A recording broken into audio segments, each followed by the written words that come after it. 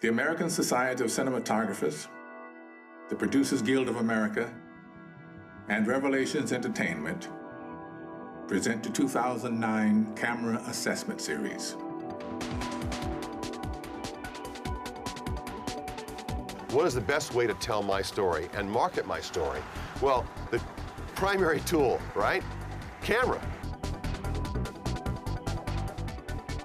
In January 2009, a group of top names in cinematography and film production gathered at Universal Studios to put cutting-edge digital camera technologies through their paces. We're going to learn all about why one camera would be better for one thing and one camera might be better for another. What's quicker, what's cheaper. The important thing here is that we're emulating the process used on a feature film that's intended for theatrical release, so that we will be taking through all the steps necessary to get to a film out and also a digital cinema package.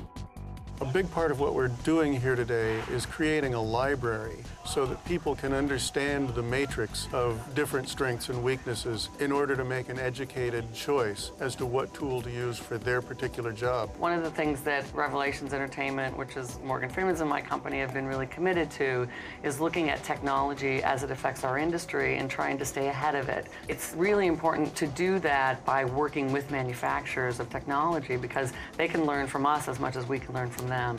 With the support of the camera manufacturers, the IA, DGA, Teamsters, and an over 200-person volunteer crew, 8 behind-the-scenes crews followed 7 digital motion picture cameras and 1 35mm motion picture camera to create the first ever fully documented camera assessment in modern cinematography.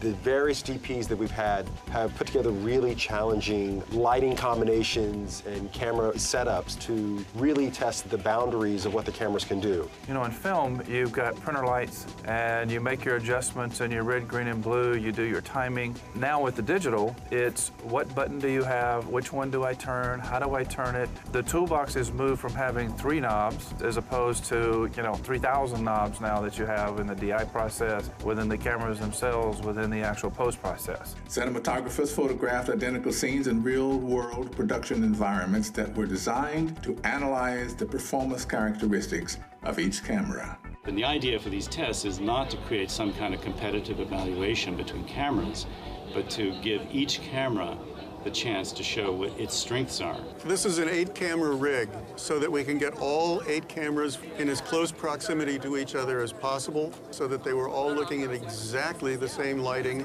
and as close to exactly the same framing as possible. So that we can actually sit down and ultimately look at the workflow process and be able to have comparative information so that as a producer we have information we can use to make intelligent choices as we go forward. The accomplishments in digital spur advances in film, the accomplishments and advances in film is spur developments and advances in digital.